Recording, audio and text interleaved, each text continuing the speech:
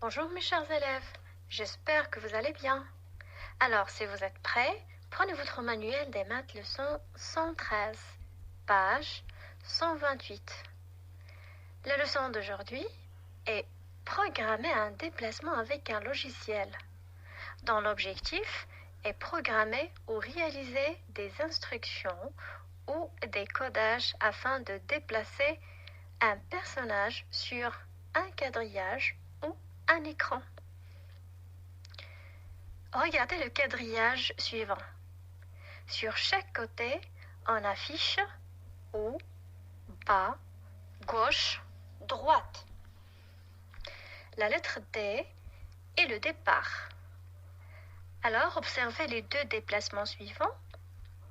Une flèche vers le haut, ça veut dire que la figurine est déplacée d'une case vers le haut du quadrillage. Deux flèches vers la droite, alors que la figurine est déplacée de deux cases vers la droite du quadrillage.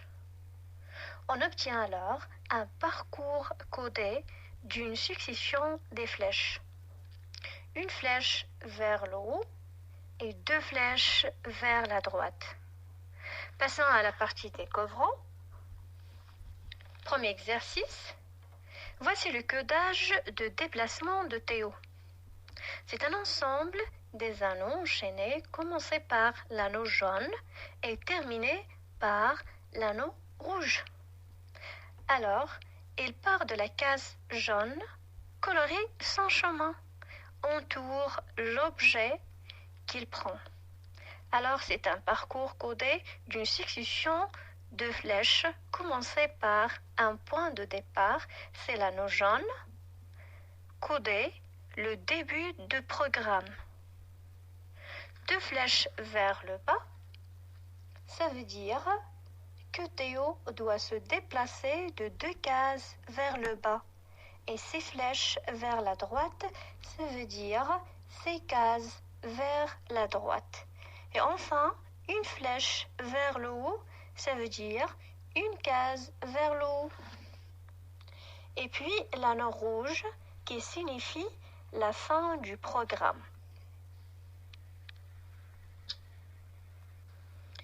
Maintenant, c'est votre tour.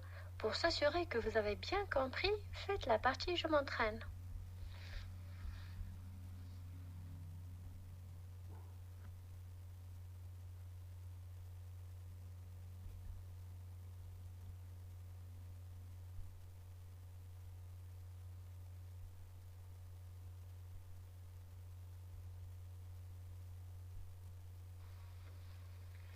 Passons à la correction.